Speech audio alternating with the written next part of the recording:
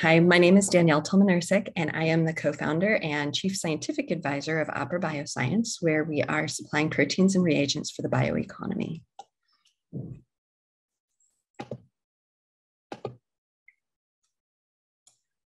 I'm a chemical engineer by training, and I've worked for over 2 decades on research at the intersection of synthetic biology and protein engineering.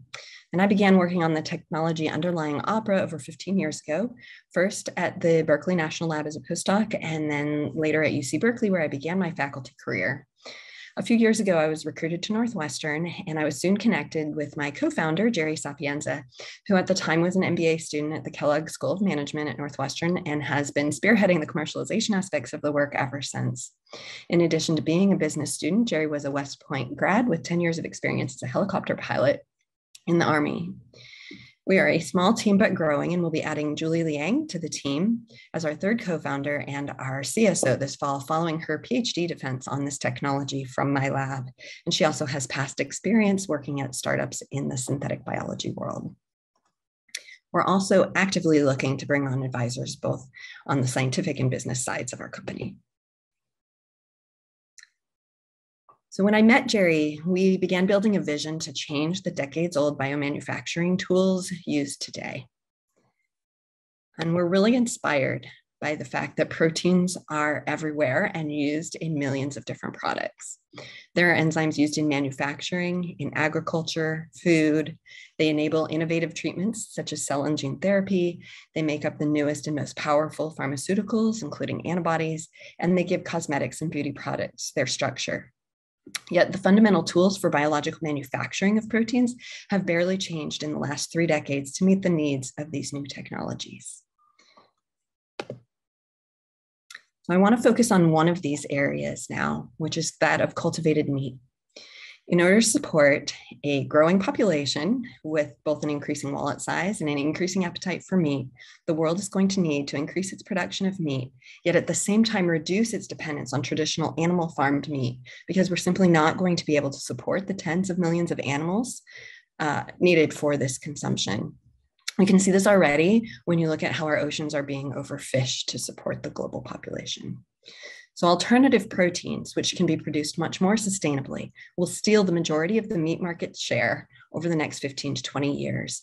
And cultivated meat specifically will grow from 0% of the market today to a projected 35% or over $600 billion by 2040. This cultivated meat industry is new but rapidly growing. For example, Upside Foods, which is a potential client for Opera, just closed a $400 million Series C at a $1 billion valuation. So this massive growth is held up by a bottleneck in a key supply area. The cell culture needed for cultivated meat is reliant on proteins and growth factors specifically that are incredibly expensive. These ingredients can cost up to $1 million per gram and account for over 99% of the variable costs of cultivated meat. This makes the final product a little too expensive for consumers to support buying it at an affordable price. So for example, if you were to buy a rotisserie chicken equivalent today made with cultivated meat, you would likely pay at least $50 and perhaps upwards of $100 with the most state-of-the-art technology we have compared to the $5 that I know you can pay at Costco. So to achieve price or exceed price parity with traditional meat products, the price of growth factors needs to come down by about a factor of 10,000. Here at Opera, we have a unique microbial system to produce proteins, including growth factors, by eliminating the most expensive steps in protein manufacturing. What you see at the top of this slide is a typical bacterial protein production process in which fermentation is followed by lysis, and then a lot of purification steps to separate the protein product from all the other proteins that are in the cell. At Opera, we developed a bacterial platform that fully secretes the soluble recombinant proteins in a single step, essentially allowing nature to help us purify the protein, enabling both the high purity and by bypassing cell lysis, removing the need for all of those other chromatography steps, which are very expensive. We also avoid the common pitfalls of traditional microbial protein factories, For example, we can produce proteins that are toxic to bacteria because they are secreting the proteins out of the cell. And that opens up the number of proteins we're able to make. We're achieving titers on the order of hundreds of milligrams per liter at the bench top, and so far have been able to make over 80% of the proteins that we have tested. And without optimizing our process, we are already meeting the production of the traditional bacterial systems. But because we can recover the protein without interrupting the production process, we are also opening ourselves to using high efficiency techniques such as continuous fermentation that are starting to come online, and that will amplify our existing advantages. Finally, we have the option for the exclusive license to the technology through Northwestern University, where this was developed. The result is that Opera can supply the cultivated meat industry with a high purity growth factor made quickly and much more economically, reducing the cost of goods and scaling for our partners. So shown here, we've identified a number of different ways that both Opera's technology and complementary technologies can reduce the cost of growth factors in cultivated meat to make it on par cost-wise with traditional meat. So on the y-axis, you see the cost for a gram of growth factor. And on the left, you see our baseline in gray. And then in blue, where we are at Opera right now, based on a recent techno-economic analysis. So our strain, without any further optimization, already offers a 50% cost reduction. And additional features that we think are enabled by our system and the scale-up process are going to bring it down to our target cost per gram of growth factor, which is about under $1,000. Like I said, complementary technologies that we know are underway already are also likely to bring the cost of cultivated meat lower still, enabling that industry to take off. So we have a projected addressable market of somewhere between $12 and $15 billion in the next 10 to 20 years, and expect to grow to a $2 to $3 billion obtainable market. As a business model, we're going to act as a critical manufacturer and supplier of the growth factors for cultivated meat industry, and will capitalize on production costs and purity levels that beat the status quo. We're going to optimize our manufacturing process and integrate innovative fermentation technologies like the continuous manufacturing to amplify our biological advantages. There are a number of startups and incumbents already producing or looking to make growth factors in different hosts, given the size of this upcoming market. But none of these provide the scale, speed, or cost reduction that Opera's protein production platform provides.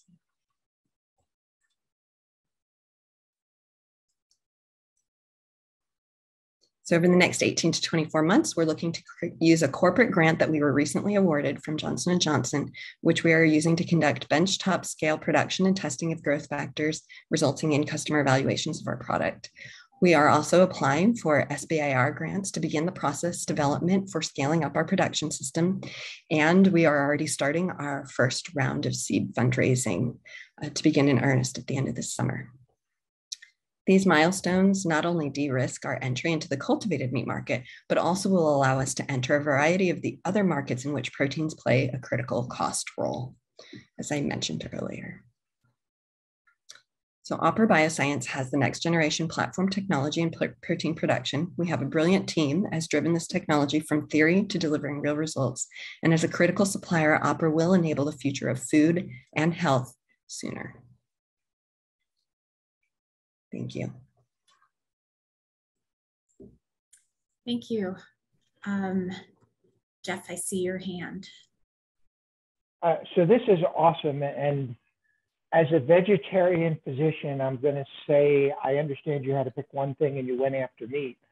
I believe this is also applicable for you to produce insulin.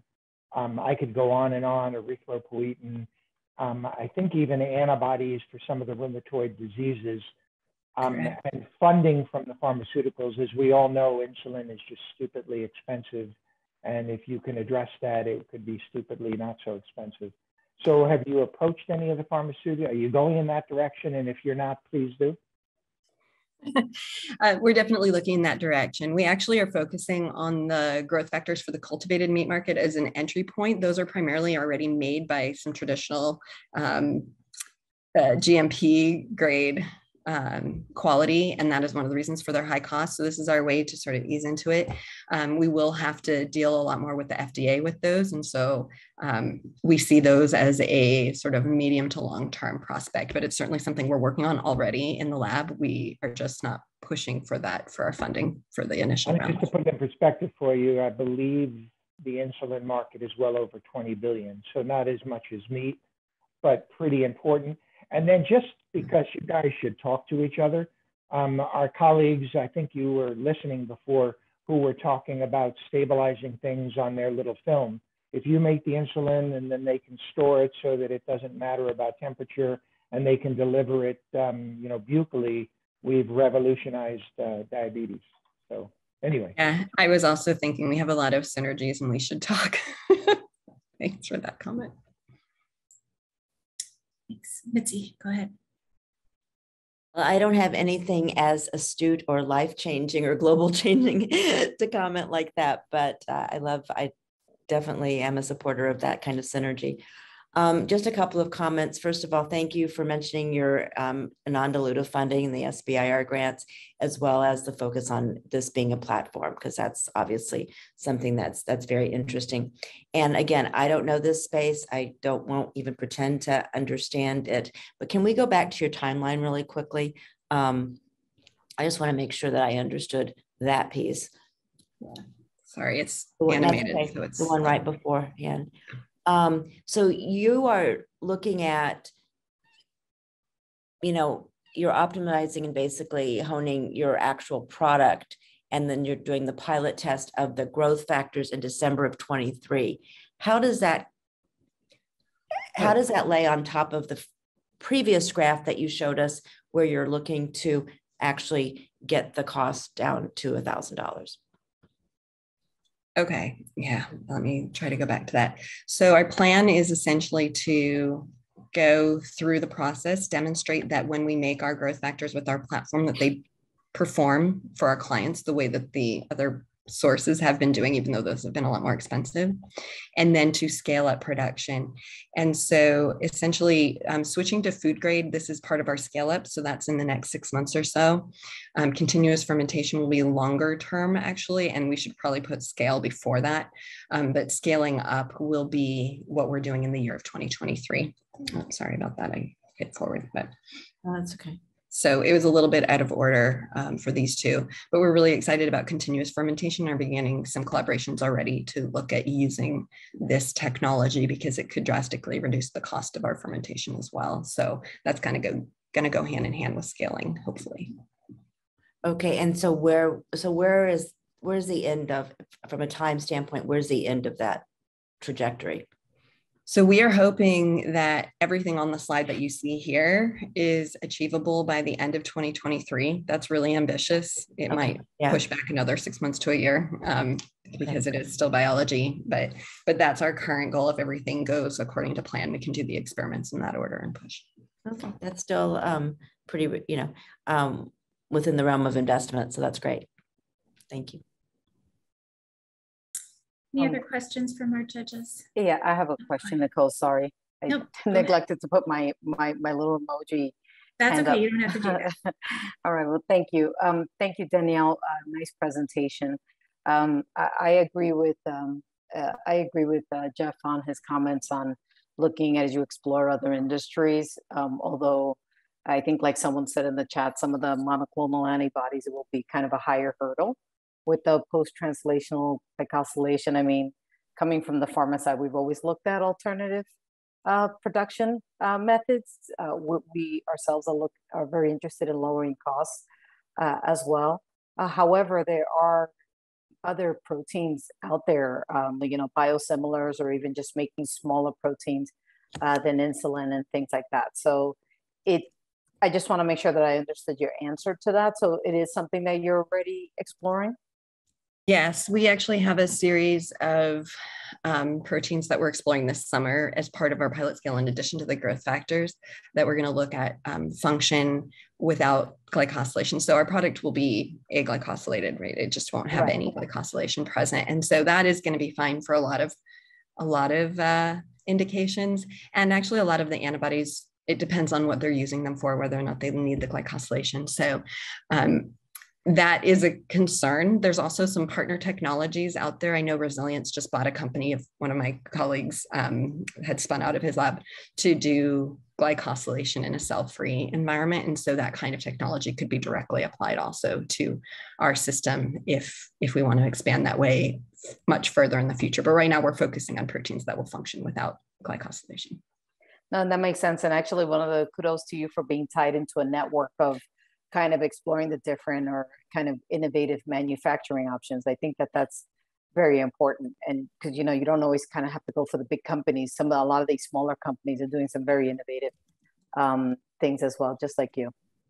Yeah, it all came out of some ICOR interviews, and it was transformational. It connected us with so many others that were doing really, really useful complementary platform development. Okay, good. Well, excellent. Thank you.